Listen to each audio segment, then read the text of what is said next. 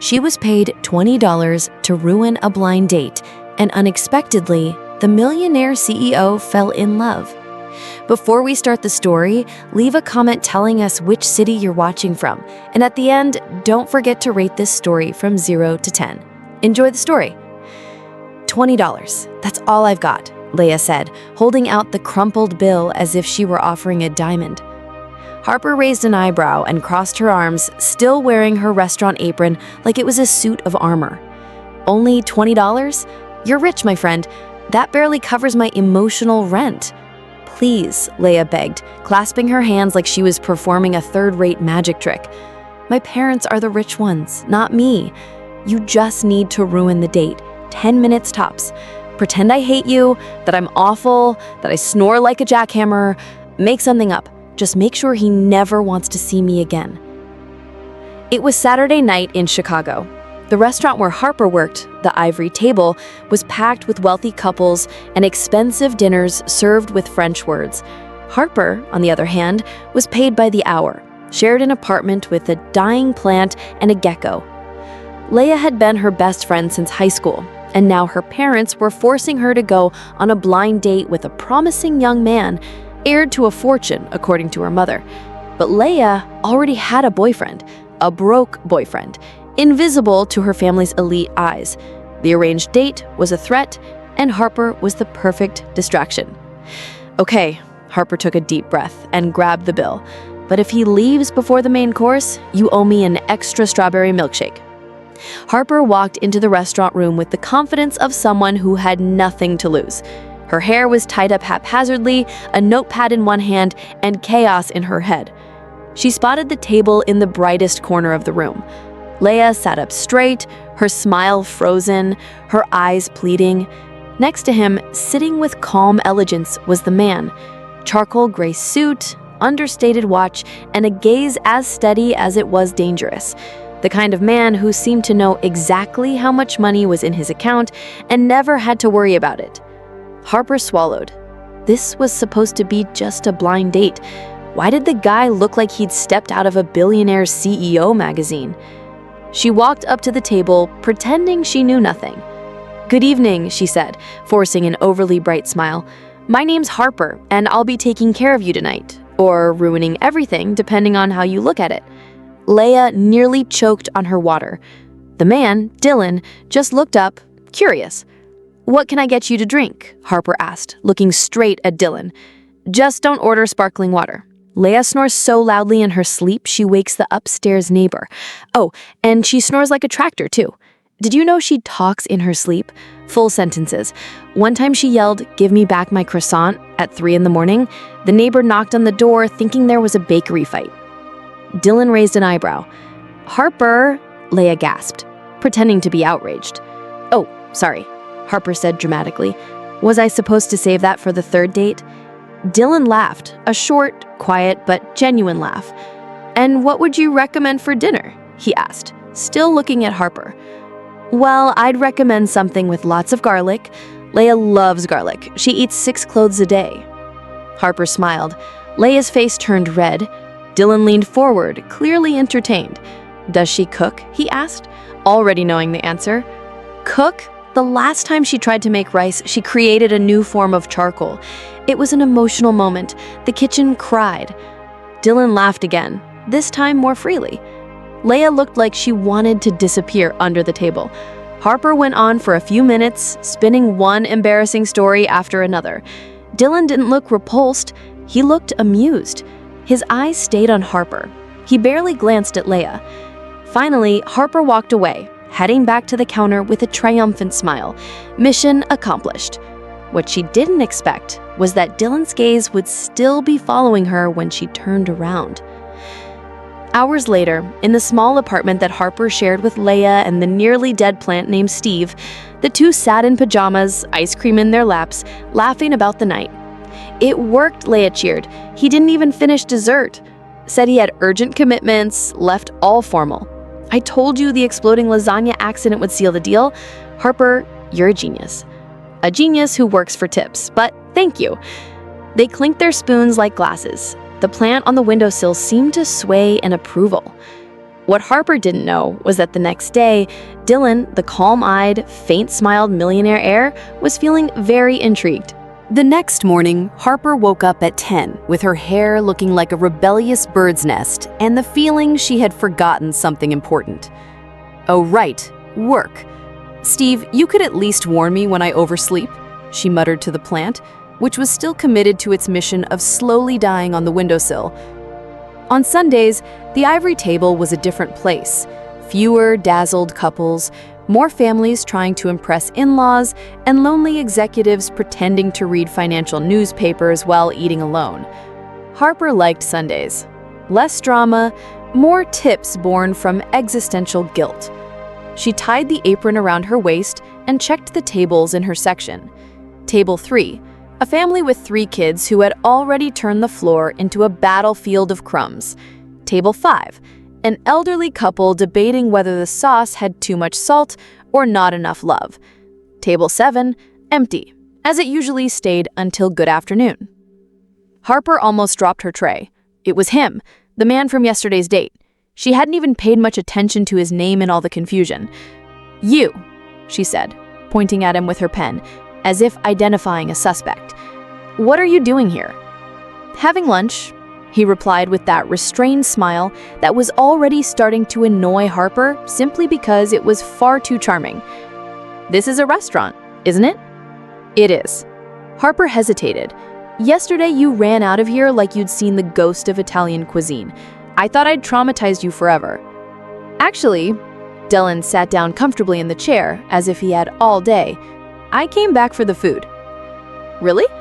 Harper raised a skeptical eyebrow. "You didn't even taste anything yesterday."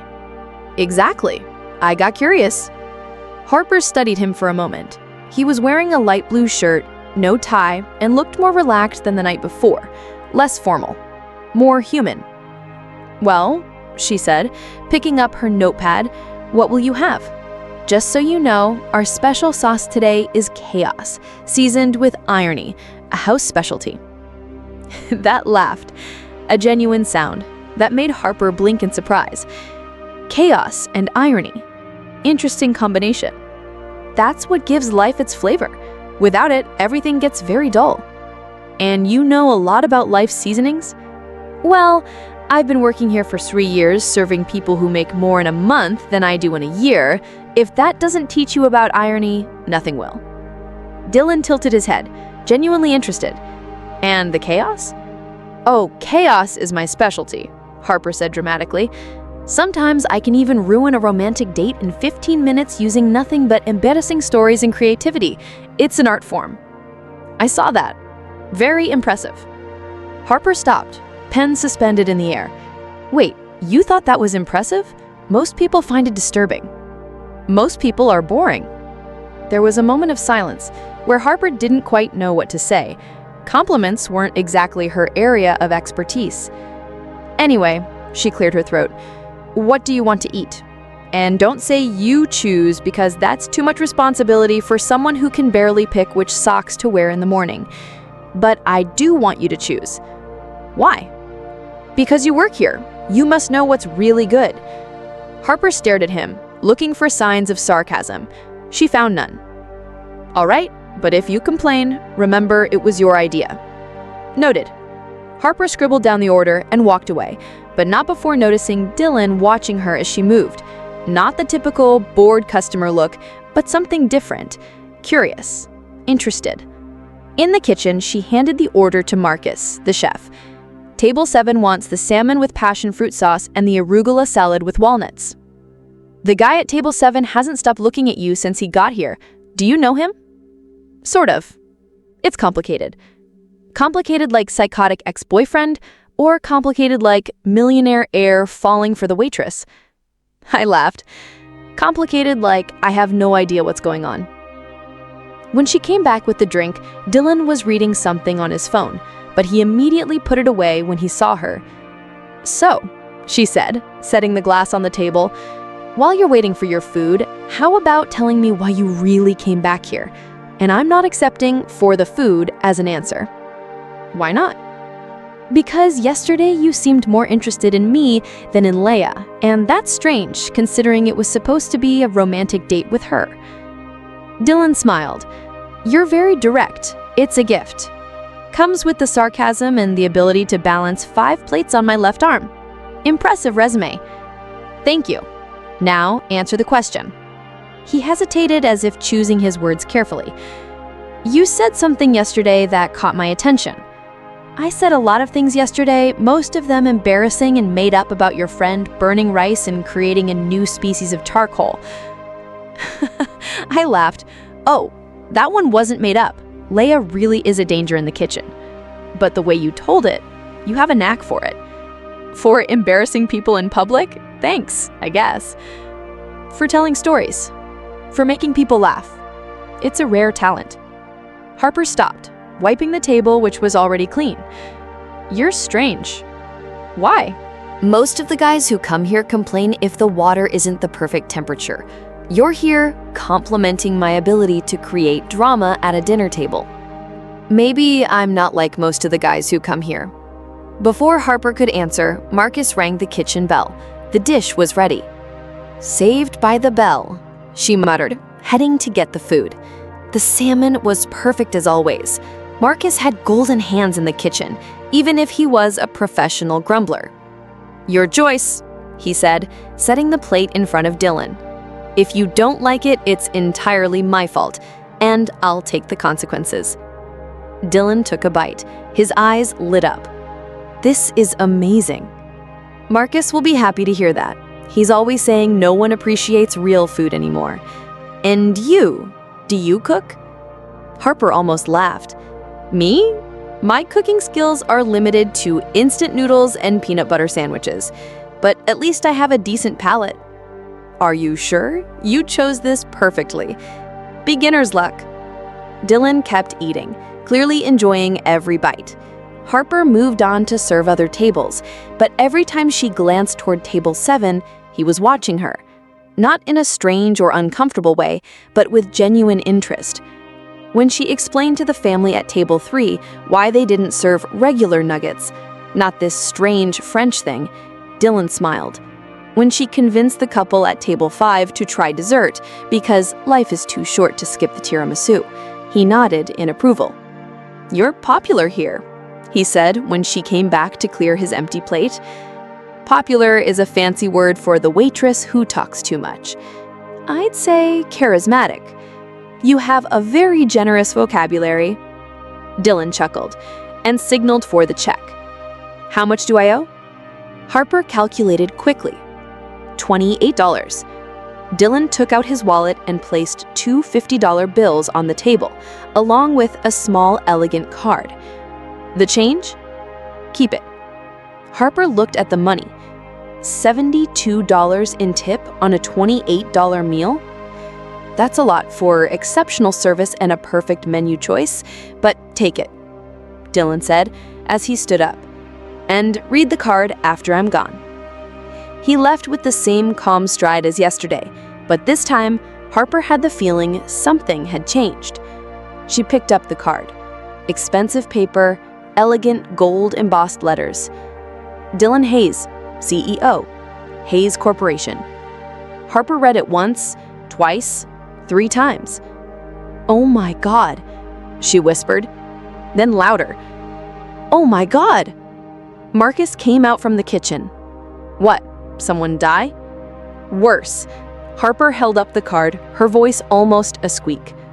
I called the CEO of Hayes Corporation a spoiled rich kid last night. Hayes Corporation, the company with the skyscraper on Michigan Avenue? The very same. Harper. I know. I covered my face with my hands. I'm a dead woman.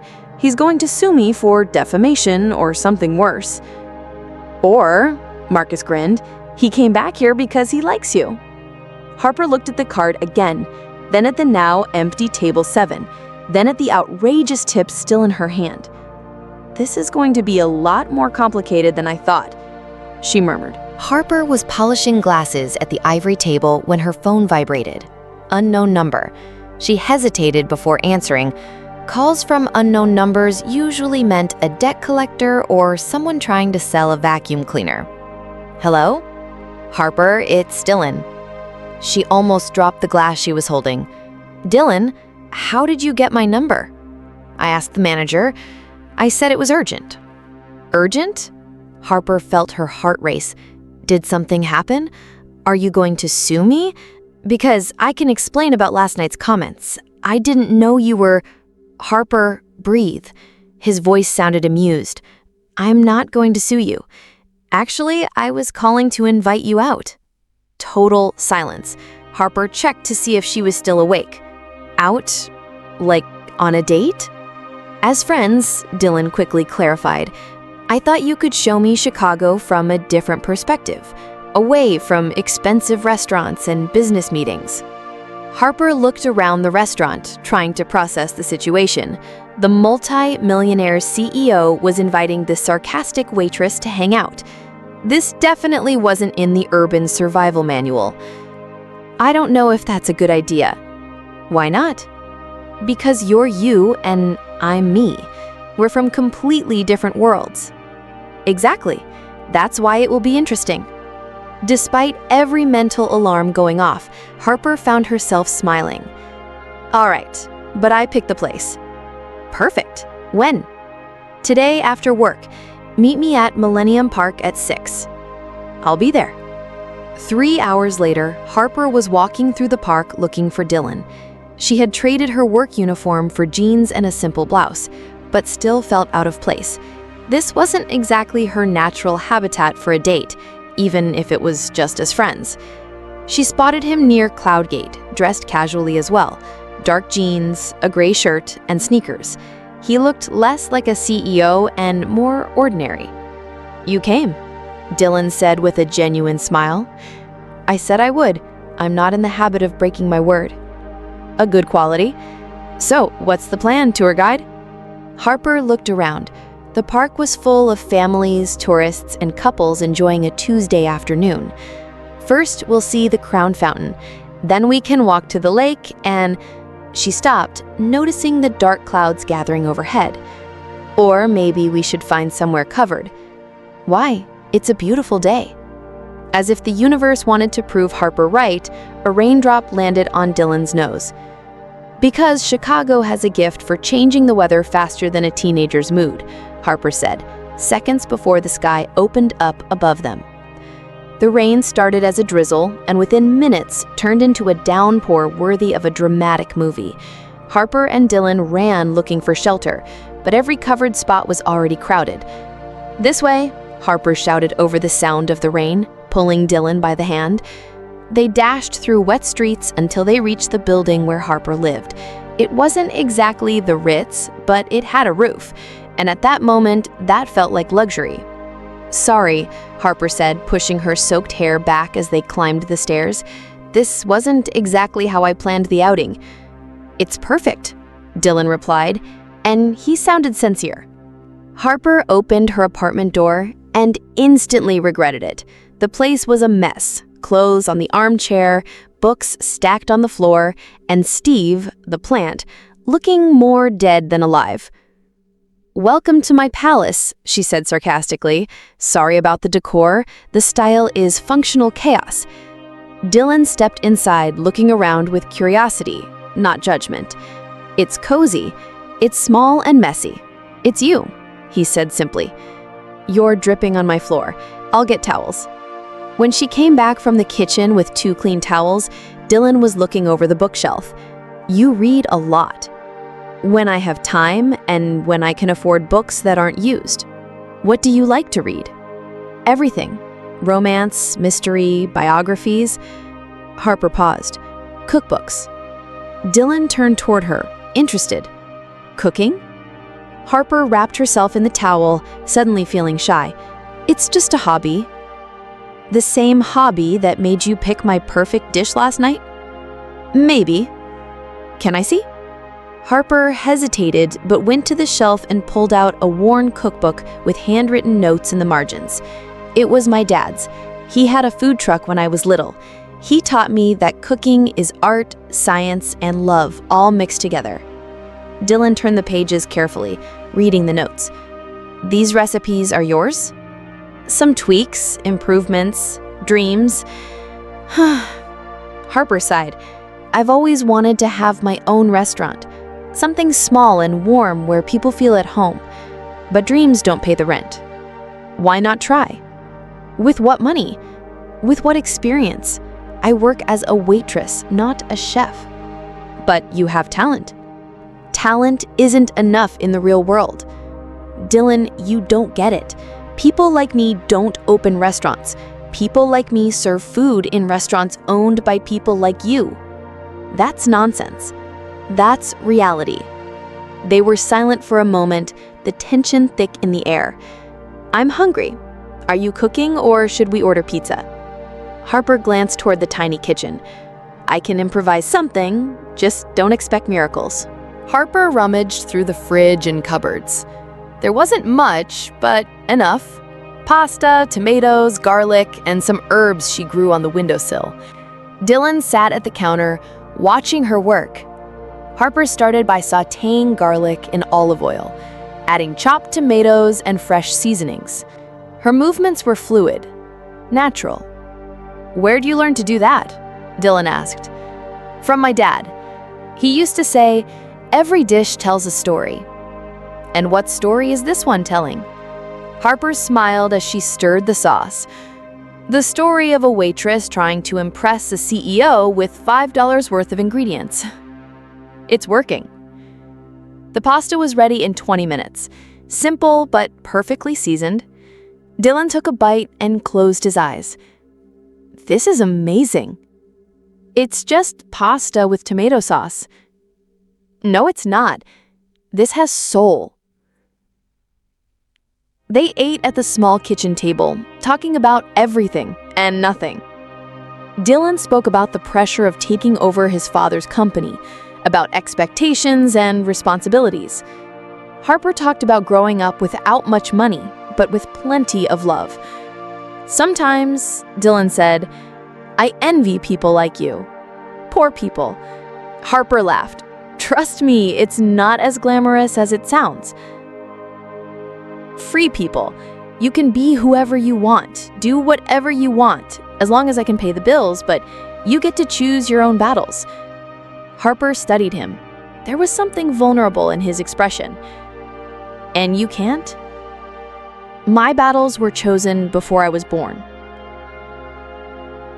The moment turned intimate, filled with unexpected honesty. Dylan leaned slightly forward and Harper felt her heart race. That's when the door flew open. "Harper!" Leia shouted, clearly drunk. "You won't believe the night I've had." She stumbled into the kitchen and stopped abruptly when she saw Dylan. "Hi," she said, blinking several times as if trying to focus. You're really handsome. Are you a delivery guy?" Harper joked. "Because if you are, I need to order a pizza. I'm starving." Leia tripped and grabbed the table for support. "Wait, why are you wearing Marcus's shirt?" "This is Dylan," Harper said quickly. "Dylan? Dylan who? The only Dylan I know is that guy who..." Her eyes went wide. "Oh my God, you're the guy from the date." Dylan gave a polite wave. "Hello, Leia." "You came back?" Leia yelled, then whispered loudly, "Harper, he looks really hot today." "You're drunk." "I am, but I'm not blind." Leia turned to Dylan. "Do you like Harper?" "Harper!" Her face turned red. "Because she's amazing. She cooks like an angel, she's funny, and once she saved a cat from a tree. Well, the cat actually climbed down on its own, but she tried." Dylan laughed. "Good to know." "And she's single. Very single. Tragically single. Like hasn't been kissed in 6 months single." "Leia, what?" "I'm helping." Leia tripped again and... "You two make a beautiful couple. He's rich, you're poor, just like a soap opera." Harper wished the floor would swallow her whole. "I think I better go." Dylan said, standing up. No, stay, Leia protested. I'll go to my room and you can keep doing whatever you were doing. And by the look of things, it was something interesting. She gave them an exaggerated wink and staggered toward her room, slamming the door behind her. Harper and Dylan were left in awkward silence. Sorry, Harper murmured. She gets like that when she drinks. It's fine. Dylan smiled. But I think I really should go. You have work early tomorrow. You're right. They walked to the door in silence. Dylan turned before leaving. Thank you for dinner and for the company. This was the best night I've had in a long time, even with the rain and Leia being drunk, especially because of that. He leaned in, and for a moment Harper thought he was going to kiss her, but instead, he gently kissed her forehead. Good night, Harper. And he left, leaving Harper in the doorway, touching the spot where his lips had been, her heart beating faster than it should. In the days after that rain-soaked dinner, Dylan started showing up at the ivory tablet often enough to get noticed. Not every day, but often enough for Clara, the manager, to start asking uncomfortable questions and for the other waiters to start speculating about Harper's rich admirer. On Thursday, he came in at lunchtime and ordered only a coffee, staying for 2 hours reading newspapers and watching her work. On Friday, he showed up at the end of her shift and offered her a ride home, which she refused but thanked him for. On Saturday, he simply appeared at the park where Harper was walking, pretending it was a coincidence. Are you following me? Harper asked, stopping next to the bench where Dylan was sitting with a book. Technically, I was here first, he replied, holding up the book. Restaurant Management for Beginners. Fascinating reading. Harper glanced at the book, then back at him. Why are you reading that? Academic curiosity. Dylan Hayes doesn't do anything out of academic curiosity. You've got some crazy plan in your head, don't you? Dylan closed the book and smiled in that dangerously familiar way. Actually, I have a proposal for you. If it's for me to be your private waitress, the answer is no. Better than that. Dylan stood up, suddenly, nervous. I want to invest in your restaurant. Harper blinked. What restaurant? What you're going to open, with me as the investor and you as the chef and partner.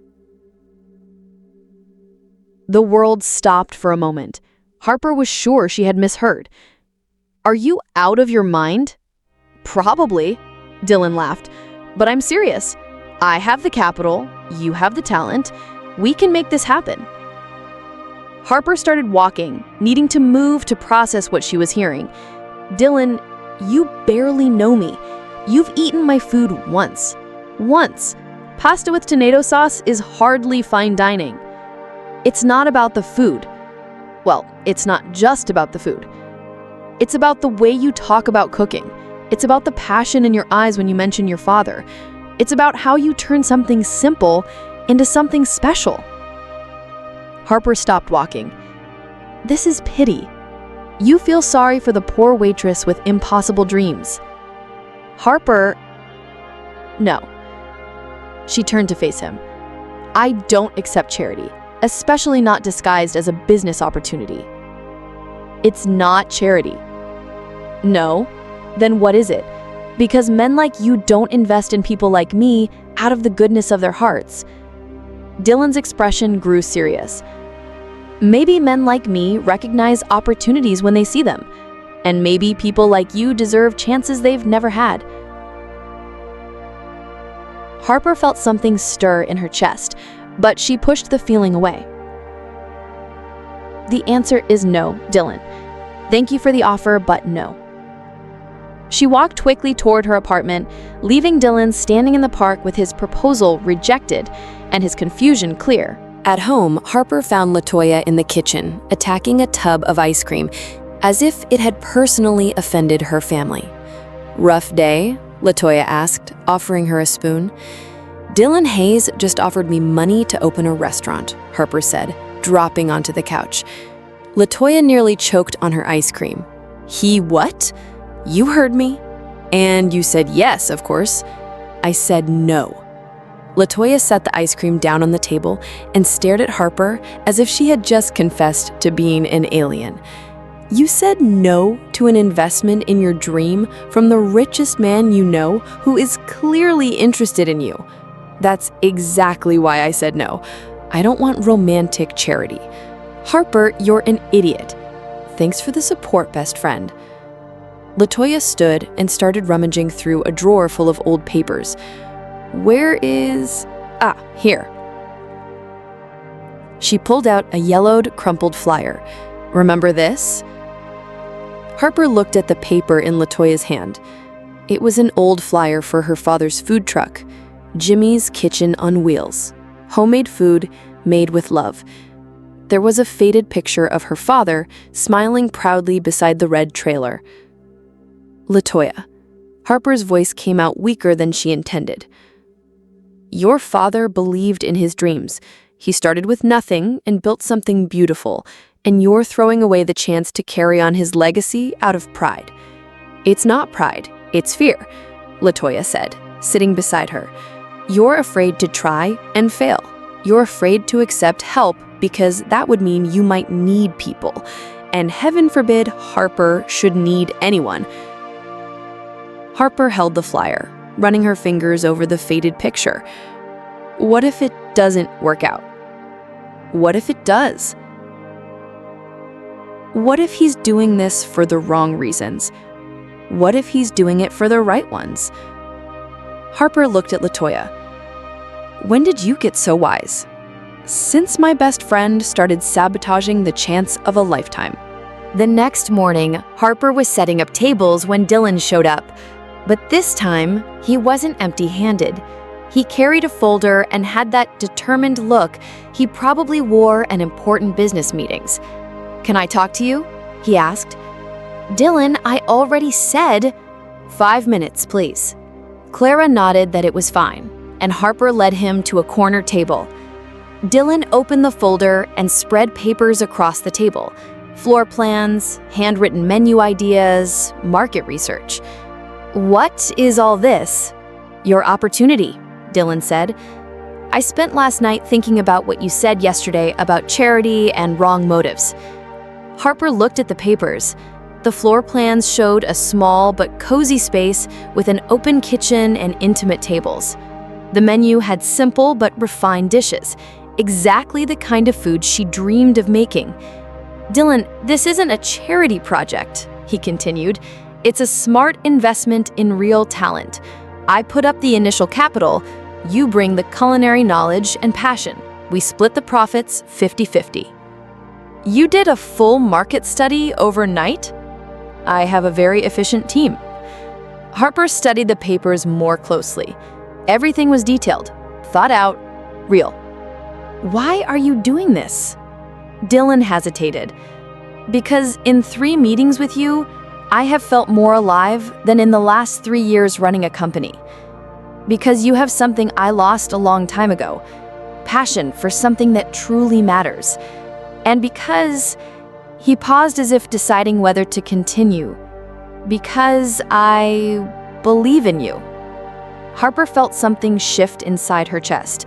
There was no pity in his eyes. It was respect, admiration, faith. I still think you're crazy. Probably am. Do you accept anyway? Harper looked again at the papers, then at Dylan, then around the restaurant where she worked, serving other people's dreams. I need to think. How long? A day, maybe 2. Dylan began gathering the papers. You can keep these. Read them, think about them, change whatever you want. But Harper, he stopped and looked her directly in the eyes. Don't let fear make the decision for you. After he left, Harper kept staring at the papers. The floor plan showed exactly the kind of place she had always dreamed of. The menu included some of the recipes she had been refining over the years. He had really listened. Every conversation, every detail she had ever mentioned about her dreams. That night at home, Harper spread the papers out on the kitchen table and remembered what Laya had said about carrying on her father's legacy. She went to her bedroom and opened the dresser drawer where she kept important things. At the very back, wrapped in an old t-shirt, was her father's recipe notebook. Harper hadn't opened it in years. It had always been too painful. But now, with Dylan's proposal on the kitchen table and the old food truck flyer beside it, she felt it might finally be time. She opened the notebook slowly. On the first page was her father's familiar handwriting. For my Harper, who always knew that food made with love can change the world. She turned the pages, seeing the notes, the handwritten adjustments, the little sketches of dishes he had wanted to try. On the last used page, she found something she had never noticed before. The secret isn't inexpensive ingredients or complicated techniques. The secret is cooking with an open heart and never being afraid to try something new. Dreams are ingredients too, my daughter. Use them generously. Harper closed the notebook and looked at Dylan's papers spread across the table. Maybe, she murmured to herself, touching the notebook's cover.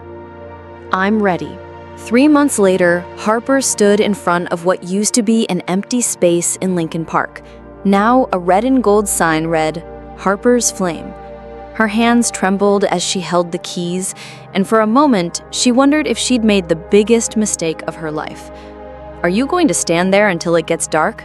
Dylan appeared beside her, carrying a box of the last kitchen utensils. I'm processing, Harper replied. 3 months ago, I was a waitress. Now I'm a restaurant owner. Partner, Dylan corrected, and chef, and the bravest person I know. Harper looked at him. Over the past months, Dylan had been there for every decision, every renovation, every panic attack. He understood business. She understood food. And together, they had built something neither could have done alone. Ready for opening night? He asked. Ready is a strong word. How about terrified but determined? The inside of Harper's Flame perfectly reflected Harper's personality. Warm, earth-toned walls with unpretentious art, plants hanging in handmade ceramic pots, and rustic wooden tables that looked like they had a history. The kitchen was open so customers could watch the magic happen. It wasn't traditionally elegant, but it was welcoming, authentic, real. The decor is perfect, Leia said, walking in with a bouquet of flowers. Very you, chaotic but charming. Thanks, I think.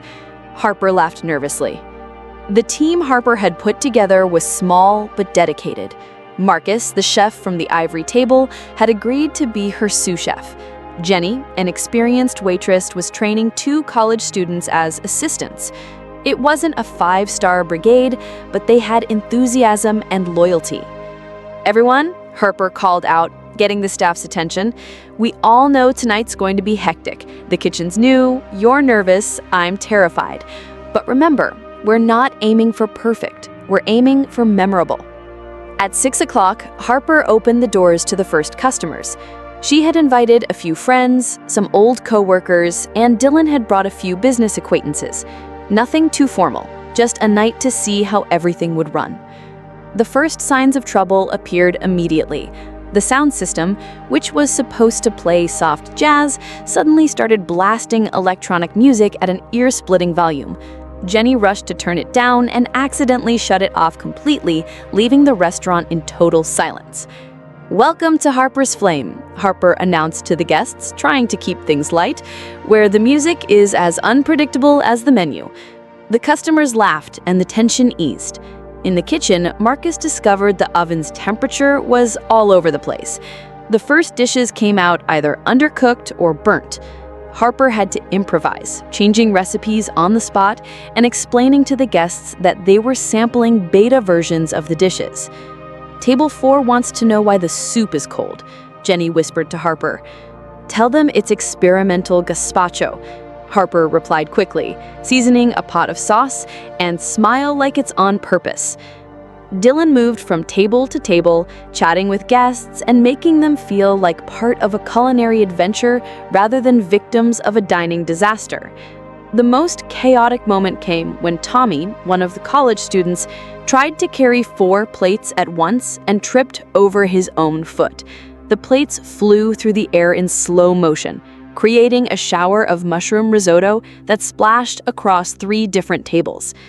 And that, Harper announced from the middle of the kitchen, was our demonstration of abstract culinary art. The table that got the worst of it happened to be 2 local food critics Dylan had invited. Harper was certain her reputation had died before it had even begun. But instead of complaining, they started laughing and asked to take photos of the art installation on the floor. Only at Harper's Flame do you get entertainment included in the price. By 9 o'clock, against all odds, the restaurant was running smoothly. The dishes were finally coming out on time. Jenny had tamed the sound system, and the guests were clearly enjoying themselves. There was something about the chaotic yet welcoming atmosphere that made people relax and connect. Harper was in the kitchen, finally breathing normally for the first time in hours, when Dylan appeared. "How are you feeling?" "Like I've survived a culinary tornado," Harper laughed, wiping her hands on her apron. "But a good tornado, you know?" "Have you seen the guests?" Dylan gestured towards the dining room. "They're loving it, not for the perfection, but for the authenticity." Harper looked through the pass. The tables were full of people laughing, talking, enjoying not just the food, but the whole experience. It was exactly as she dreamed. "We did it," she murmured, still not quite believing it. "You did it," Dylan corrected.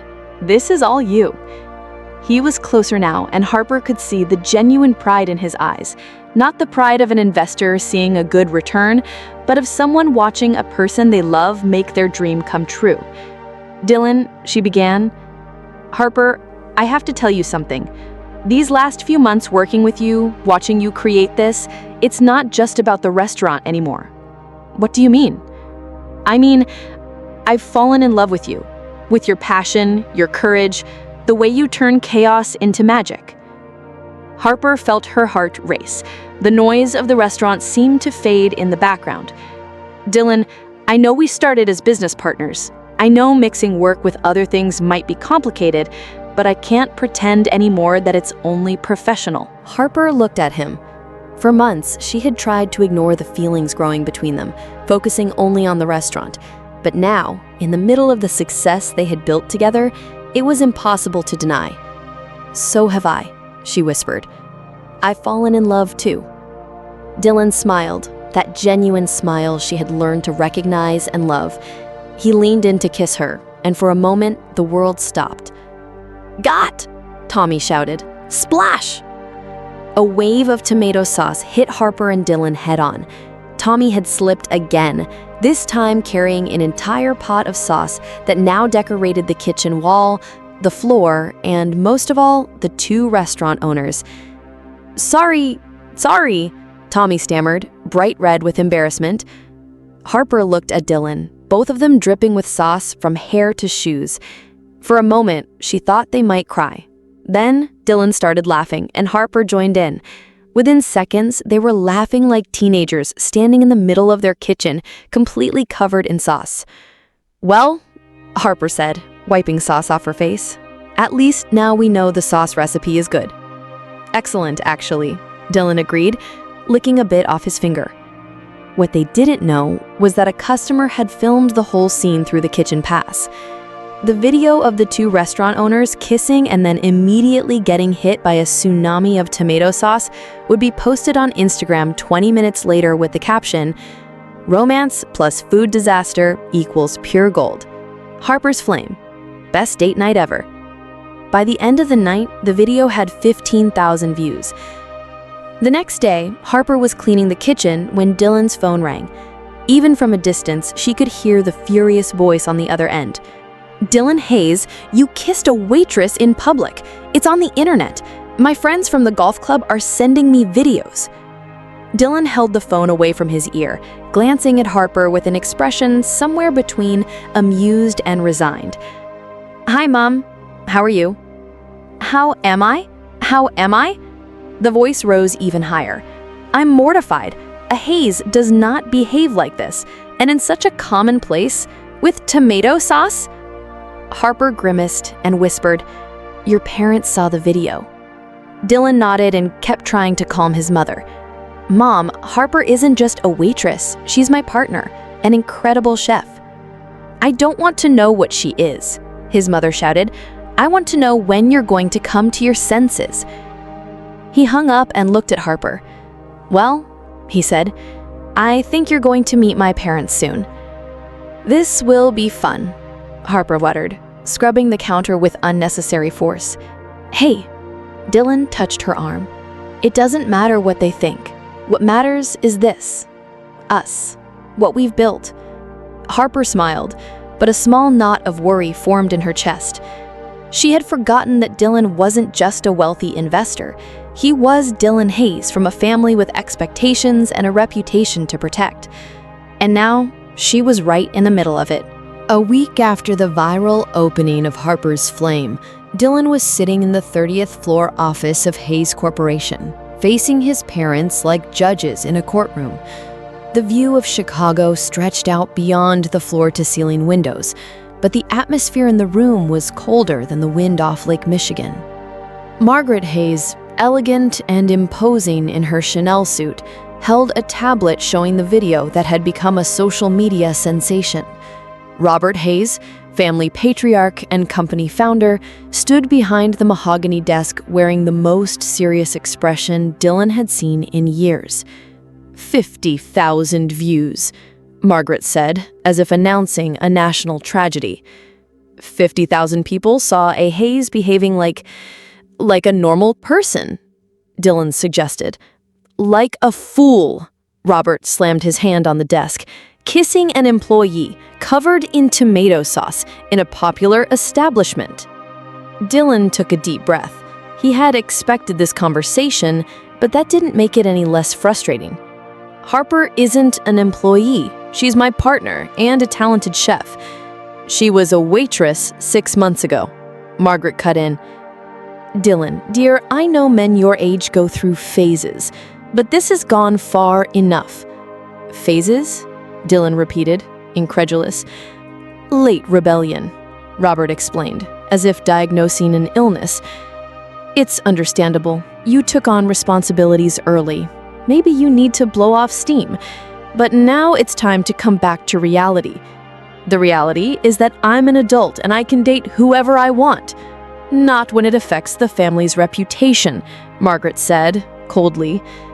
Not when it puts at risk everything we've built. Robert stood and walked to the window.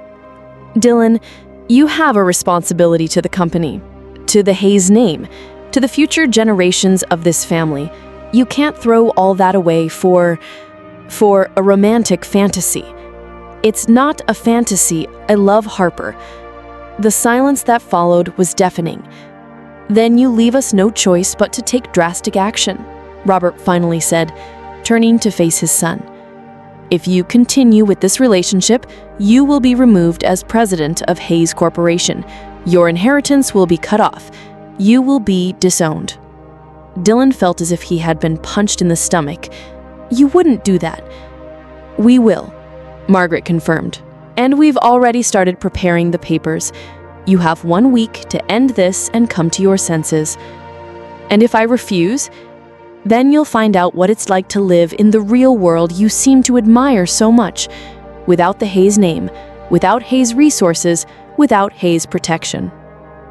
Dylan searched his parents' faces for any sign of hesitation, any crack in their resolve.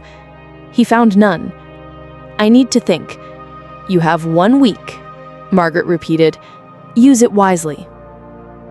In the days that followed, Harper noticed a change in Dylan. He still came to the restaurant, but he seemed distant and distracted. Their conversations were short and professional. The warm looks were gone, replaced by a cold politeness that left her confused and hurt. He's acting strange, Harper told Leia as they closed the restaurant on Thursday. Since Monday, it's like he's a different person. Maybe he's having problems at the company, Leia suggested as she counted the cash register. Or maybe he's having second thoughts about the restaurant, about me, about everything. "Harper, you're being paranoid." "Am I?" "He barely looks me in the eye anymore. And yesterday, when I tried to talk about expanding the menu, he just said, 'Ask Marcus,' and walked away." Leia stopped and counted and looked at her friend. "Do you want me to talk to him?" "No," Harper sighed. "If he wants distance, I'll give him distance." On Friday, Harper's flame was as busy as ever when a well-dressed, middle-aged man asked for a table for one. Nothing unusual. He ordered grilled salmon and a glass of white wine, ate quietly, and paid without any issues. 20 minutes after leaving, he came back, shouting, "I'm going to sue this place," he yelled, drawing everyone's attention. "The food was spoiled. I'm feeling sick." Harper rushed from the counter to where he stood. "Sir, what's the problem? We can sort this out." "The problem is you almost killed me," he went on dramatically. "Food poisoning. I'm calling the health department." "Sir, please, let's talk calmly." "There's nothing to talk about. My lawyer will contact you." He stormed out, leaving Harper stunned and customers whispering nervously. Within 15 minutes, 2 other tables asked for their checks and canceled their orders. "What was that?" Marcus asked, stepping out of the kitchen. "I don't know," Harper said, checking the salmon batch. "The fish was perfect. I inspected everything this morning."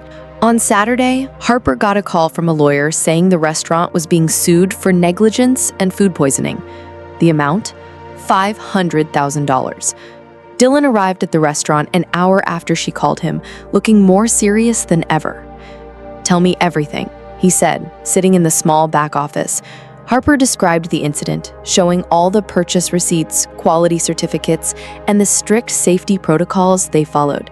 "This doesn't make sense," Dylan murmured, going over the papers. "All the suppliers are certified. You follow every procedure." "Dylan, what if it's true?" Harper asked, her voice shaking. "What if I really missed something? What if—" "Harper, look at me." Dylan took her hands. "You're meticulous with food. There's no way this was negligence." For a moment, Harper saw the old Dylan again, caring, protective, present. But then he pulled back, as if remembering something. "I'll hire a lawyer," he said, formally. "We'll take care of this." "Dylan, what's going on? You've been different since Monday. If something's wrong, tell me." "Nothing's wrong. I'm just dealing with some company matters." "What kind of matters?" Dylan hesitated, clearly struggling with himself. "Family matters. About us." His silence was all the answer she needed. "I see," Harper said, standing up. "Well, thank you for hiring the lawyer. Send the bill to the restaurant." Harper, "No, Dylan. It's fine. I understand perfectly."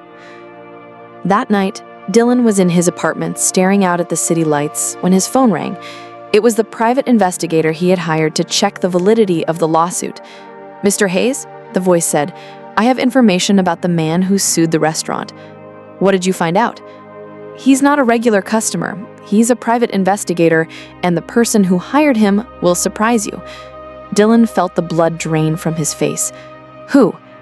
"Your family, sir. Robert and Margaret Hayes hired him to create a scandal that would force the restaurant to close." Dylan dropped the phone to the floor. His own parents had sabotaged Harper, attacked her dream to make him walk away. He looked at the clock. It was almost midnight, but it didn't matter. He grabbed his car keys and ran out. He had to tell Harper the truth. He had to fix this. But when he got to her apartment, the lights were off, and she didn't answer her phone.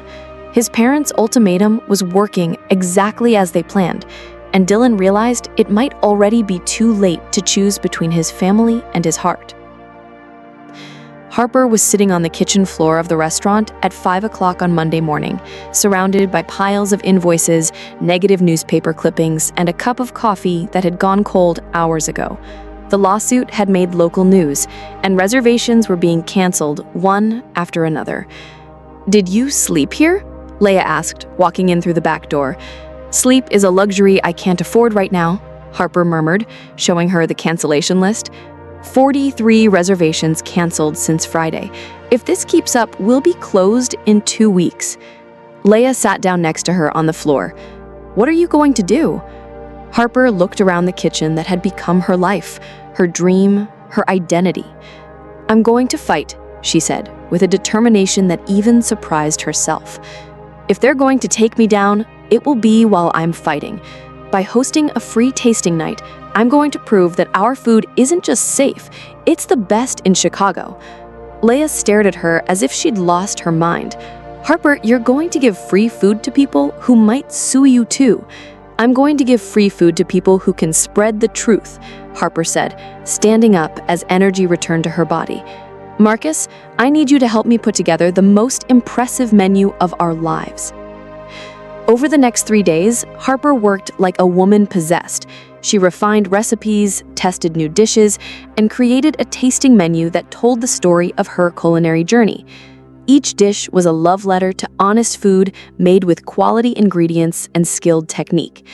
Dylan appeared occasionally, always distant, always formal. He offered to help finance the event, but Harper refused. "I can do this on my own," she said, without looking at him. "Harper, let me help." "Why? So you can feel better about walking away when things got hard?" Dylan looked as if he was about to say something, but simply nodded and left.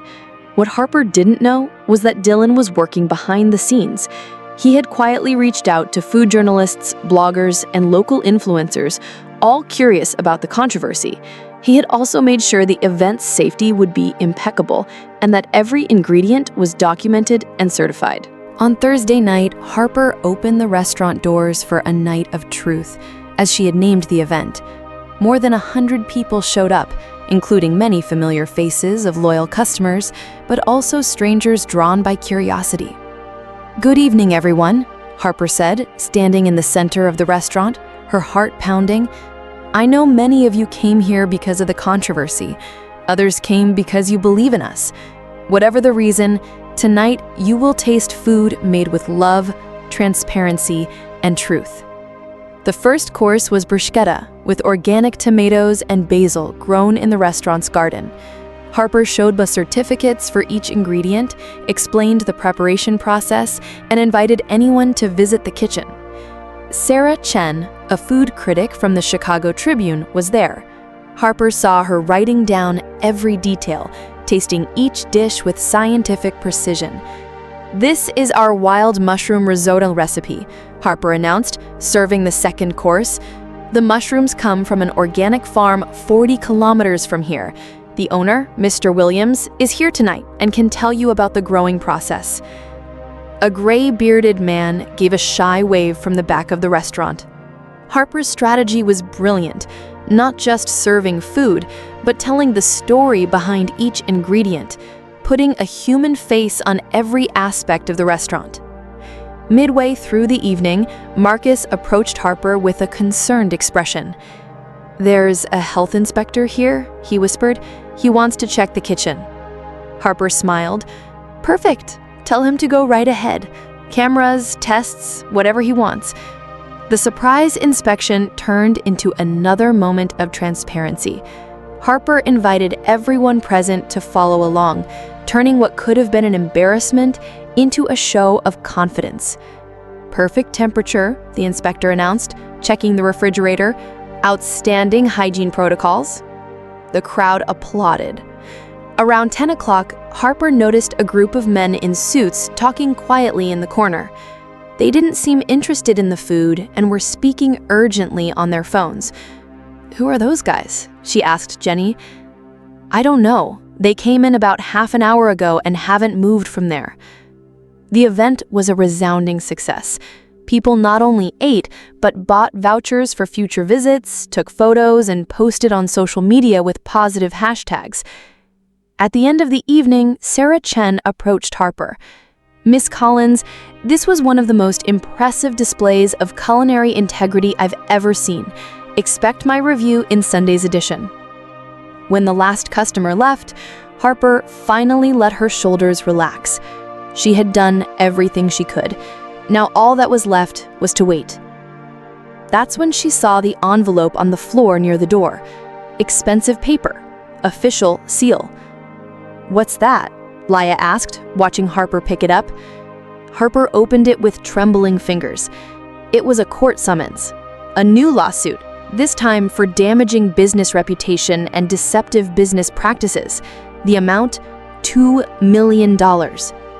"How is this possible?" Harper whispered. "We just proved our innocence to 100 people." "Who gave you this?" Laya asked. "It must have been one of those men in suits. They were here all night, just waiting for the right moment." Harper's hands shook as she read the document. This time, it wasn't just about food poisoning. It was about misleading investors, questionable business practices, and a list of accusations that sounded like someone was trying to destroy not only the restaurant, but her reputation entirely. "Harper," Laya said softly, "this isn't about food anymore. Someone wants to ruin you."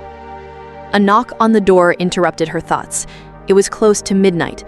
Harper opened it cautiously and found Dylan standing outside, 2 suitcases at his feet, his expression a mix of determination and desperation. "Dylan, what?" "I was fired. Well, technically, I was removed as CEO and cut off from my inheritance, but the important part is, do I still have you?" Harper looked at him, at the suitcases, at the man who had been distant all week and was now standing on her doorstep, vulnerable. "I don't understand." "My parents," Dylan said, stepping inside uninvited, words pouring out. "They hired that man to create the scandal. They're behind the lawsuits. I found out today and confronted them. I told them I chose you, the restaurant, our life together. Dylan, they said if I didn't break up with you by tomorrow, I'd lose everything. So, I lost everything." He said it with a sad smile. "But I deigned the chance to fight by your side if you'll let me." Harper held the summons in her shaking hands. "Dylan, you don't understand. They won't stop. I just got another summons, $2 million this time." Dylan took the paper and read it quickly. "Then we'll fight them together. You lost everything because of me." "No," Dylan said, touching her face gently. "I chose everything that really matters." Harper looked into his eyes and saw the truth. No calculation, no hesitation, only love and determination. "Well, I hope you can cook, because now we're 2 unemployed people with a restaurant to save." Dylan smiled, the first genuine smile in a week. "I think I can learn." 3 months after Dylan showed up at her door with his suitcases, Harper's flame had not only survived the scandal, but had thrived in surprising ways. Sarah Chen's glowing review in the Chicago Tribune, combined with the positive coverage from the tasting event, had turned the restaurant into a symbol of resilience and authenticity. Dylan, now officially a former CEO and ex-heir, had adjusted to life as a full partner in the restaurant with an ease that surprised him even more. His mornings began at 5 a.m., helping Marcus prep ingredients, and ended after midnight, closing the register and planning the next day's menu. "Are you happy?" Harper asked, watching Dylan chop onions with the focus of a surgeon. "Happy?" He paused, thinking about the question. "I'm exhausted. My feet hurt, my hands are full of cuts from handling knives, and I make in a month what I used to make in a day at Hayes Corporation." Harper felt a knot in her stomach. "Dylan?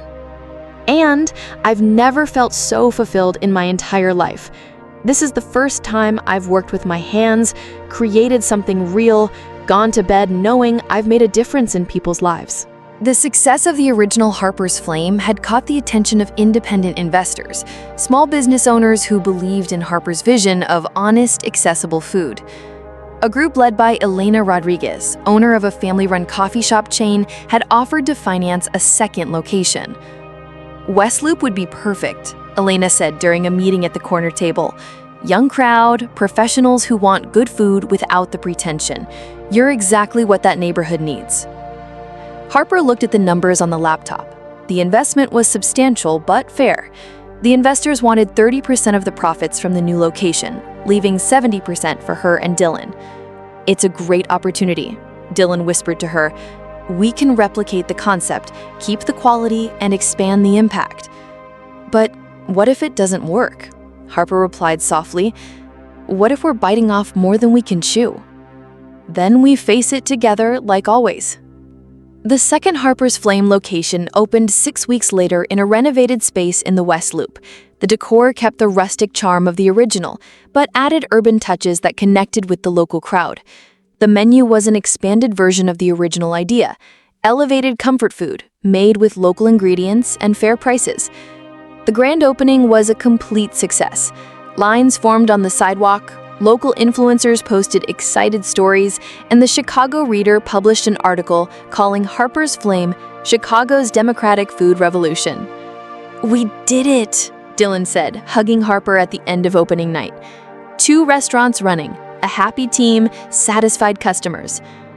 "We did it," Harper repeated, but her voice carried a sadness Dylan noticed right away. In the weeks that followed, as both restaurants settled into their routines, Harper grew quieter. Dylan often found her standing by the window, lost in thought, or checking the financial numbers over and over, even when everything was going well. "What's going on?" he asked one night after they closed the original location. "Nothing," Harper said, unnecessarily arranging utensils that were already clean. "Harper, talk to me. You've been acting strange for weeks." She stopped arranging things and turned to face him. "Have you ever thought about what you lost because of me?" "What?" "Your company, your inheritance, your family, everything you worked your whole life to build, gone because of a stubborn waitress with dreams too big?" Dylan stared at her, trying to understand where this was coming from. "Harper, none of that was because of you. It was my choice." "It was a foolish choice," she said, her voice cracking slightly. "You were the CEO of one of the biggest companies in Chicago. Now you're peeling potatoes in a restaurant. And I love peeling potatoes in this restaurant. You love it today, but what about tomorrow or in 5 years when the excitement fades and you realize you traded an empire for this?" Dylan stepped toward her, but Harper backed away. "You're going to get tired of this, Dylan. You'll miss the life you had, and you'll blame me for losing it all." "That's ridiculous." "It's realistic," Harper said, crossing her arms. "We're from different worlds. I've always known that. I tried to ignore it, but what? But I think we should end things before you hate me for ruining your life." The silence that followed was heavy with pain. Dylan looked at Harper as if she had just told him the earth was flat. "You're breaking up with me because you think I'm going to get tired of you?" "I'm breaking up with you because I know it will happen. Better now, while we still care about each other." Dylan shook his head and laughed. Not a joyful laugh, but the laugh of someone who had just heard something absurd. "Harper Collins," he said, pulling a small velvet box from his pocket. "You are the most stubborn, impossible, infuriating person I have ever met." Harper's eyes widened at the sight of the box. "Dylan, what?" "And that is exactly why I want to spend the rest of my life trying to convince you that you are worthy of love." He opened the box, revealing a simple but elegant ring. "Will you marry me?" "Dylan, you're not understanding. No titles, no inheritance, no big family name, no 8-figure bank account. Just you and me in life's kitchen, cooking together, arguing over spices, occasionally burning a dish." "You're crazy," Harper whispered, tears starting to form. "Completely," Dylan agreed. "Crazy about you. Crazy about this life we've built. Crazy about waking up every day knowing I get to work alongside the woman I love, doing something that matters. But your family, your future. My family is you. My future is here with you, building something beautiful together. Harper, don't you see? I didn't lose anything. I gained everything." Harper looked at him, kneeling among pots and utensils, holding a ring in the very kitchen where they had shared so many moments. "Dylan, are you going to make me kneel here until my knees give out?" he asked with a smile. "Because I'm willing to, but I'd rather have an answer before I need knee surgery." Harper laughed through her tears. "Are you sure? Absolutely sure you won't regret this?" "Harper, for the past 6 months, I've woken up every day excited to work. I laughed more, sleep better, and for the first time in my life, I feel like I'm truly myself. How could I ever regret a life like that? And if your parents try to split us up again, we face it together like we always do." Harper looked at the ring, at Dylan, and at the kitchen around them that had become the center of their world. "This is crazy," she murmured. "The best kind of crazy in my life," Dylan confirmed. "So, will you marry me, or do I have to settle for being your eternally lovesick business partner?" Harper kneeled down too, so she was at his level on the kitchen floor. "Yes," she said, smiling through her tears. "Yes, I'll marry you, but only if you promise that if you ever regret it, you'll tell me. You won't just suffer in silence." "I promise. But you have to promise you won't try to break up with me for my own good anymore." "I promise to try." Harper laughed. "That's the best I can hope for from you." Dylan kissed her right there on the kitchen floor between splashes of tomato sauce and dustings of flour. The event had been planned as a celebration. Elena Rodriguez had organized a special dinner at the original Harper's Flame to introduce Harper and Dylan to other potential investors interested in expanding the brand. The main table was decorated with flowers from the local market, understated candles, and the finest glassware borrowed from a friendly restaurant. "Are you nervous?" Dylan asked, straightening his tie. They had decided to dress a little more formally for the occasion. "I'm terrified," Harper admitted, smoothing the simple black dress that she had bought especially for the night. "I'm used to serving investors, not dining with them as an equal." "You're not just an equal, you're above them," Dylan said, kissing her forehead. "You built all of this with talent and determination. They should feel honored to invest in you." Guests began arriving at 7 p.m. Elena Rodriguez brought 3 couples of investors, all owners of small family businesses in Chicago. There was also James Morrison, a businessman who owned a chain of delicatessens, and Sandra Kim, owner of a corporate catering company. Harper had prepared a special tasting menu, 5 courses that told the story of the restaurant's culinary evolution. Each dish was accompanied by a brief presentation about the philosophy behind the recipe. "Our first course," Harper announced, serving bruschetta with organic tomatoes, represents our humble roots, local ingredients, honest preparation, authentic flavor. The guests sampled the food and murmured their approval. Conversations flowed naturally between business and cuisine, creating exactly the atmosphere Harper had hoped for. Dylan moved among the tables, sharing his own story of leaving the Hayes Corporation for the kitchen.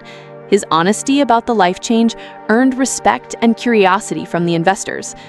"So, you really traded the corner office for a kitchen?" James asked, clearly impressed. "I traded an office where I counted money for a kitchen where I create memories. Best decision of my life." By 8:30, Harper was feeling confident. The conversations about expansion were promising. The dishes were being praised, and the investors seemed genuinely interested in being part of Harper's Flame's vision. That's when the restaurant door swang open with unnecessary force. Margaret and Robert Hayes walked in as if they owned the place, followed by a man in a gray suit carrying a leather briefcase. Silence fell instantly across the room. "Good evening," Robert said, his voice carrying through the now quiet restaurant. "We're sorry to interrupt the festivities." Dylan rose slowly from the table, his face pale. "Mother, father, what are you doing here?" "Saving you from making the biggest mistake of your life," Margaret replied, glancing around with obvious disdain. "I'm protecting these honest people from being misled." Elena stood, confused. "Excuse me, but who are you?" "We're Dylan Hayes' parents, and this is our attorney, Mr. Thompson. We came because we learned our future daughter-in-law is expanding her business with money from unsuspecting investors." "Dylan, no." Dylan stepped forward. "Dylan, sit down," Margaret ordered. "It's time these people knew the truth about who they're dealing with." The attorney opened the briefcase and pulled out several documents. "Ladies and gentlemen," he said, taking charge of the moment, "we regret to inform you that Miss Collins has systematically manipulated Dylan Hayes in order to gain access to the Hayes family's financial resources." "That's a lie," Harper said, finding her voice. "It's the truth," Margaret pressed on. "This woman disguised herself as a waitress to seduce our son, convinced him to invest in a questionable business, and then cut him off from his family when we tried to intervene." The investors exchanged uneasy glances. Sandra Kim frowned. "Miss Collins, is this true?" "Of course not," Harper exclaimed. "I was a waitress when we met, but I never—" "She admits it," Robert cut in. "She admits she pretended just to meet him." "I didn't pretend anything." Harper was growing desperate. "I worked at the restaurant where he showed up." "We have proof," the lawyer said, spreading photographs across the table. Documents showing Miss Collins looked into Dylan's financial situation even before the first date. Harper stared at the photos and forged documents. They looked convincing, showing her supposedly meeting with investigators, getting information about the Hayes fortune. "This is fake," she cried. "Harper," James Morrison said gently, "maybe it's better to clear this up in private." "There's nothing to clear up," Dylan finally burst out. "Get out. Now." "Dylan, dear," Margaret used the same condescending tone she'd always used when he was a boy. "We know it's hard to admit you were deceived, but these people deserve to know what kind of person is asking for their money." Ilana looked at Harper with an expression of disappointment that broke the young chef's heart. "Harper, I need you to be honest with me. Was there some plan when you met Dylan?" "Ilana, I swear on my father's memory, there was no plan at all. Dylan just walked into the restaurant where I worked. I didn't even know who he was." "But you knew he was rich," Robert said. "The photos prove it." "I found out when he handed me his business card." Harper was desperate now. The murmurs among the investors grew louder. Harper could see doubt settling on faces that moments earlier had shown excitement and respect. "Maybe we should postpone this conversation," Sandra said, already reaching for her purse. "No," Harper exclaimed. "Please don't believe this. Everything we've built here is real. The love Dylan and I have is real." "Love?" Margaret laughed cruelly. "My dear, you may fool our son, but you can't fool us. We know exactly what kind of woman you are." At that moment, the restaurant door burst open. Leia stormed in, hair disheveled, clearly furious. "Sorry I'm late. I had to stop by my place to grab a few things." "Layla, not now," Harper whispered. "Now is the perfect time," Layla shot back, striding straight to the main table, "especially since I heard the whole conversation from the sidewalk." She looked directly at Robert and Margaret Hayes. "So, you're the parents who hired a spy to sabotage my best friend's restaurant?" "What is this person talking about?" Margaret asked with disdain. Layla pulled a flash drive from her pocket and slammed it onto the table. "Talking about fake evidence?" she said, her voice full of anger. "How about real evidence? Here are videos of the private investigator you hired. I filmed him sabotaging the kitchen, planting evidence, creating the false food poisoning case." The room went completely silent. "I also have recordings of phone calls where you told him exactly how to create the scandal. Want me to play them right here in front of everyone?" The lawyer tried to grab the flash drive, but Layla was quicker. "Oh no," she said, putting it back in her pocket. "This is going straight to the FBI." "Conspiracy to destroy a business? Falsifying evidence? Blackmail? You're in serious trouble." Robert Hayes had gone visibly pale. "We don't know what you're talking about." "You don't?" Layla smiled dangerously. "Then you won't mind if I hand all this over to the authorities tomorrow morning." She turned to the investors who were watching with their mouths open. "The truth is simple. Harper and Dylan met by chance, truly fell in love, and built an honest business through hard work. The only lies here are the accusations from this family of vipers who can't stand the fact that their son chose love over money." Margaret opened her mouth to protest, but Layla cut her off. "And if any of you ever try to sue or harm my friend again, this flash drive will end up in the hands of every journalist in Chicago. Imagine the headlines. Hayes family sabotages small business to control son." The lawyer whispered something urgently to Robert, who nodded gravely. "Let's go. But this isn't over." "Oh, it's over," Layla replied. "And you lost." The silence in the restaurant after the Hayes left was almost deafening. Harper stayed in Dylan's arms, still processing everything that had happened, while the investors looked at each other, clearly trying to grasp the magnitude of the drama they had just witnessed. Elena was the first to break the silence. "Harper, I need you to know that after what we just saw, I'm even more certain that you and Dylan are exactly the kind of people we want to do business with." James Morrison nodded in agreement. "Integrity under pressure.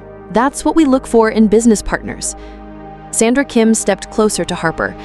"I'm sorry you had to go through this, but it's clear who the honest people are in this room." One by one, the investors expressed not only their continued support, but admiration for the way Harper and Dylan had handled the situation. What should have been a night of humiliation had turned into an unplanned display of character. After the guests left, promising future talks about expansion, Harper turned to Layla, who was slipping the flash drive into her pocket.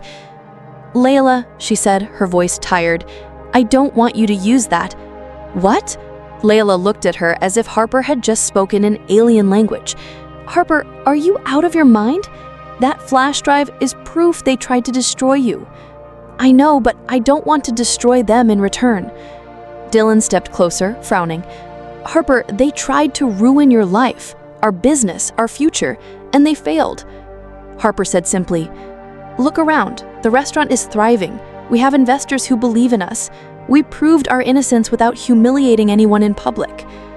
Layla shook her head in frustration. "But they might try again." "They might. But if they do, then we'll use the evidence. For now, I'd rather keep it as insurance." Dylan steadied Harper's face. "Are you sure?" "I am," Harper sighed. "They're your parents, Dylan. No matter what they've done, I don't want you to have to live with the guilt of publicly destroying their reputation." Layla rolled her eyes in frustration, but kept the flash drive.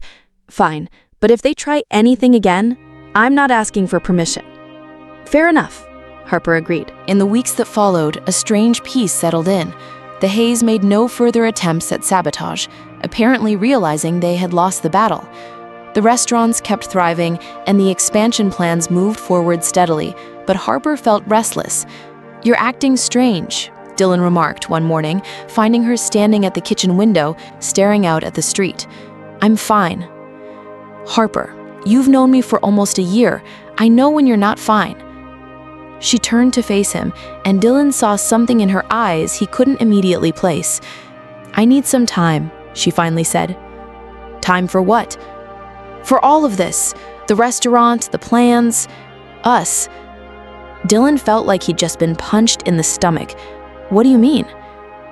"I need to think, Dylan, about who I am without all this chaos, about what I really want." "But we just got engaged." "I know." Harper touched the ring on her finger. "And maybe that's exactly why I need to be sure. I need to know if I'm choosing you or if I'm just holding on to what feels familiar after so much turmoil." Dylan looked at her for a long moment. "How long?" "I don't know. A few weeks, maybe a month." "And the restaurant?" "You can run it without me for a while. Marcus can take over the main kitchen, and you can handle the administrative side.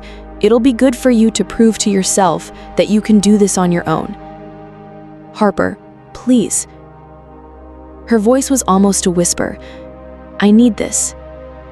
Dylan wanted to argue, to convince her they were fine, that they had overcome everything together, but something in her expression stopped him. "All right," he finally said, "but that doesn't mean I won't stop loving you." "I know." Harper kissed his cheek. "And that's exactly why I need to be sure I deserve that love." Harper spent the next 2 weeks at her cousin's apartment in Milwaukee, far from Chicago, the restaurants, and Dylan. She cooked only for herself, walked through the city's parks, and tried to remember who she was before all this began. But no matter what she did, her thoughts always came back to Dylan, to the way he had learned to season sauces, to how he smiled when a customer praised a dish, to how he held her through the night when she had nightmares about going bankrupt. Laya visited at the end of the second week. "How are you?" she asked, sitting in the small kitchen of her cousin. "Confused," Harper admitted.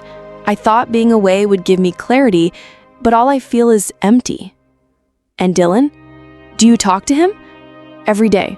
He's keeping the restaurants running, but he's clearly struggling. Marcus said he works until he's exhausted so he doesn't have time to think."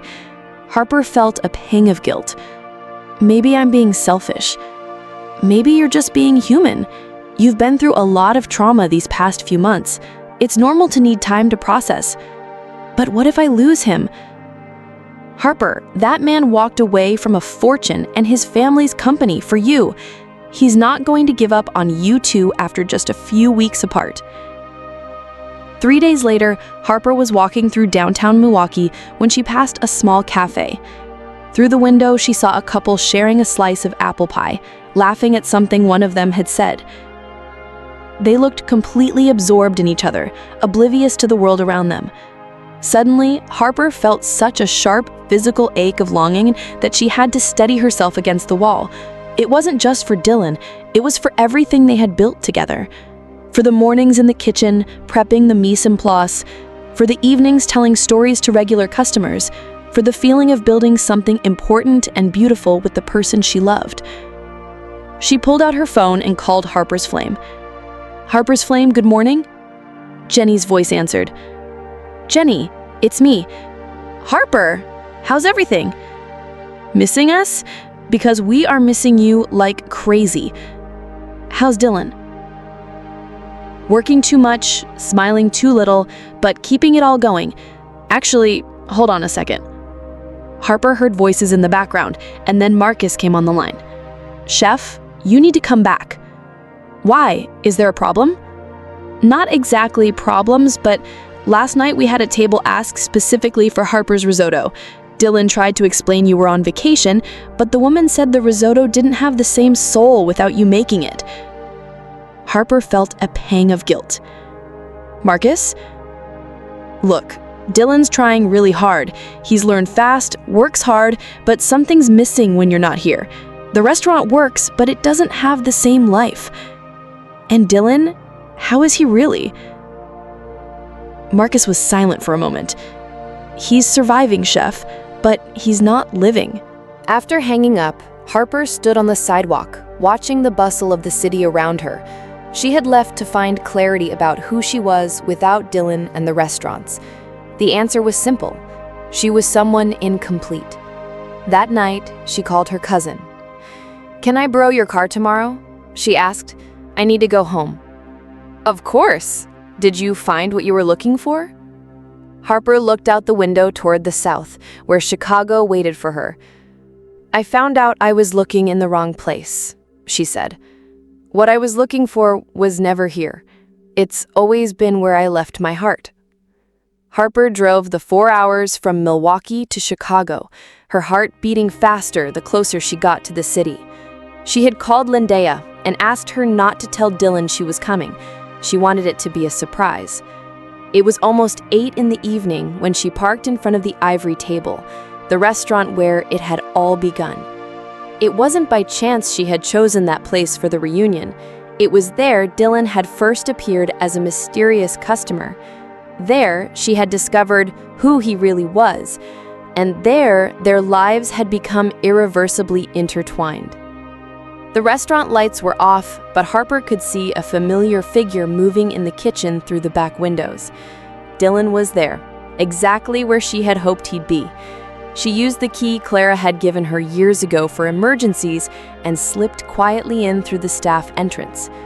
The restaurant was empty, chairs stacked on tables, but from the kitchen came the familiar sound of someone at work. Harper found Dylan with his back to the door, chopping onions with the precision of someone who had spent the past few months perfecting the skill. He was wearing a simple t-shirt and jeans, his hair slightly tousled, completely focused on the task. "Your knife skills have improved," she said softly. Dylan froze mid-motion, the knife suspended in the air. Slowly, he turned. "Harper?" His voice came out in an incredulous whisper. You're here?" "I am." I stepped into the kitchen. "Clara told me you use this kitchen to test new recipes." "It's quieter at night. I can think better." They looked at each other for a moment, the physical distance small, the emotional one still uncertain. "What are you making?" Harper asked, nodding toward the ingredients spread across the counter.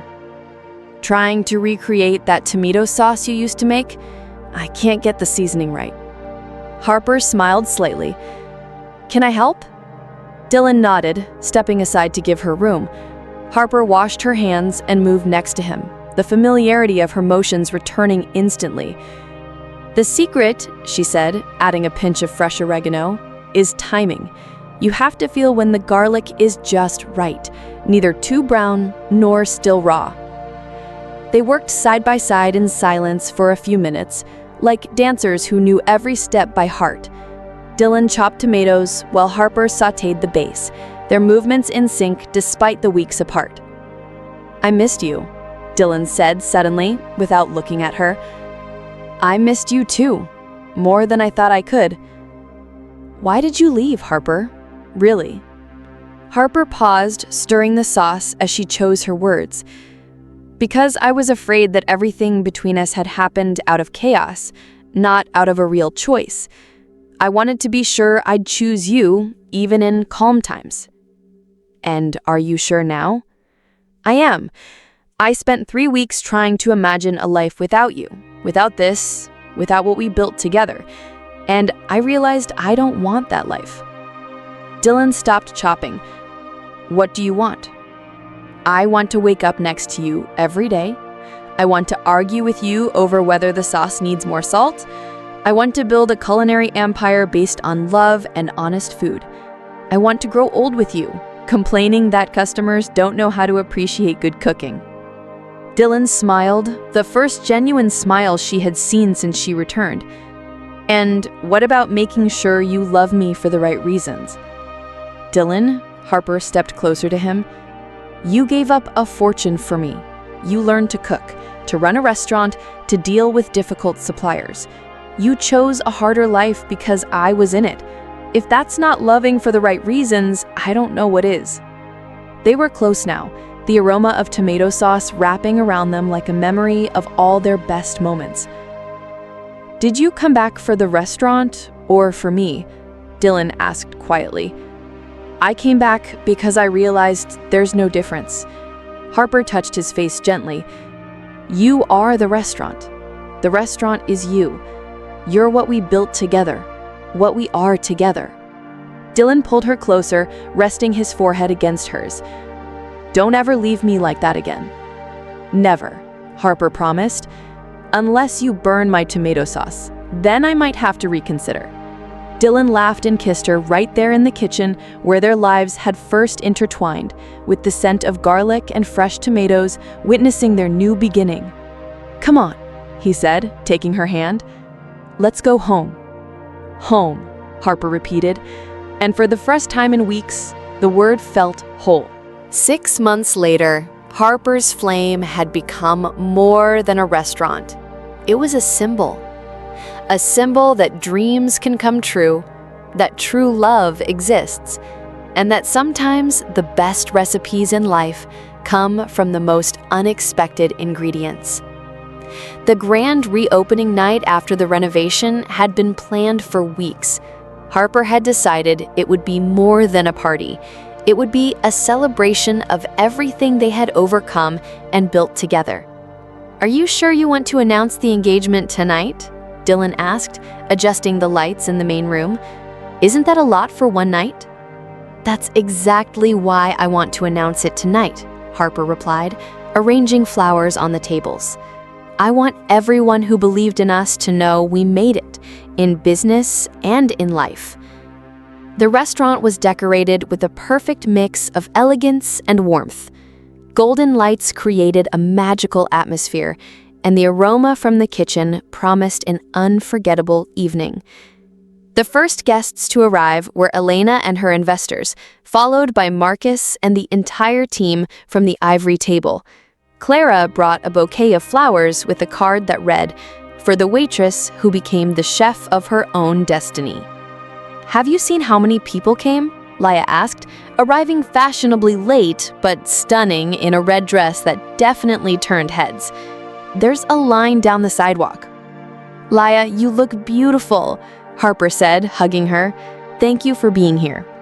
"I wouldn't miss this even if Chicago were invaded by aliens," Laya grinned. "By the way, I prepared a speech, and before you say no, I've already told everyone I'm speaking." Harper laughed, knowing it was useless to argue. The evening flowed perfectly. Harper and Dylan moved from table to table, sharing stories, serving special dishes, and simply enjoying the moment. The menu for the night was a culinary journey, from the first risotto Harper ever made for Dylan to sophisticated dishes that reflected the restaurant's growth. Around 9 p.m., Dylan tapped a spoon against a glass, drawing everyone's attention. "Friends," he began, "Harper and I want to thank all of you for being here, for believing in us, and for supporting us through the hard times. And we have something to share," Harper continued, holding out her hand where the rings sparkled under the lights. "We're getting married." The room burst into applause and shouts of joy. Laya, of course, was the first to yell, "I knew it! I always knew it!" Then she turned to the other guests. "I'm the one who brought them together, just so you all know." "Laya," Harper began. "It's true. If it weren't for me sabotaging that awful blind date, these two never would have met. I'm the official matchmaker in this story." Everyone laughed, including Harper and Dylan. It was impossible to be upset with Laya when she was so clearly happy for them. Just then, the restaurant door opened and Robert and Margaret Hayes walked in hesitantly. The room went silent.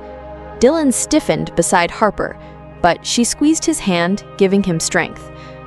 Robert stepped closer to the couple, Margaret a few steps behind.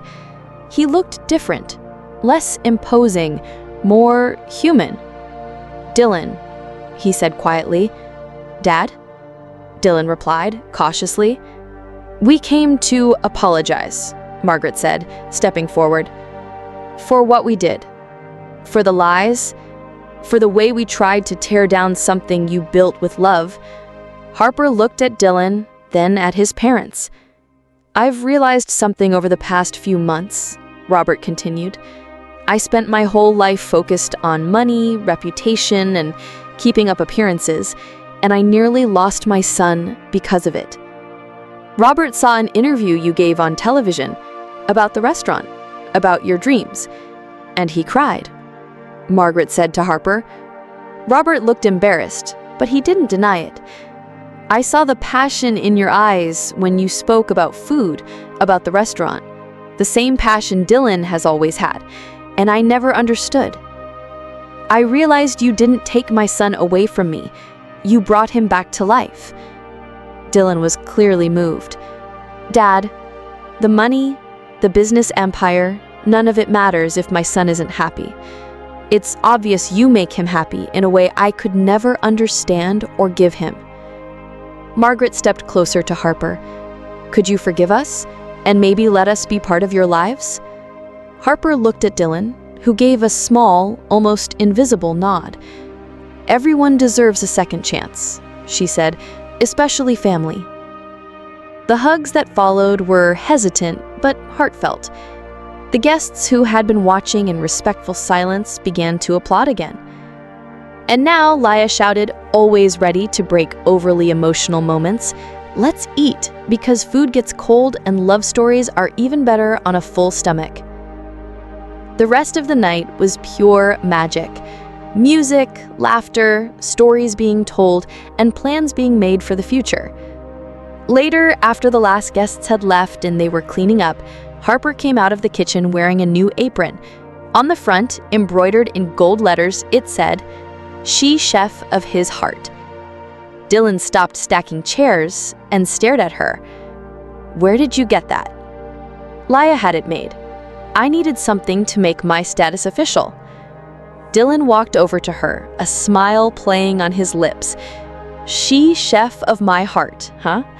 So, what's on the menu today?"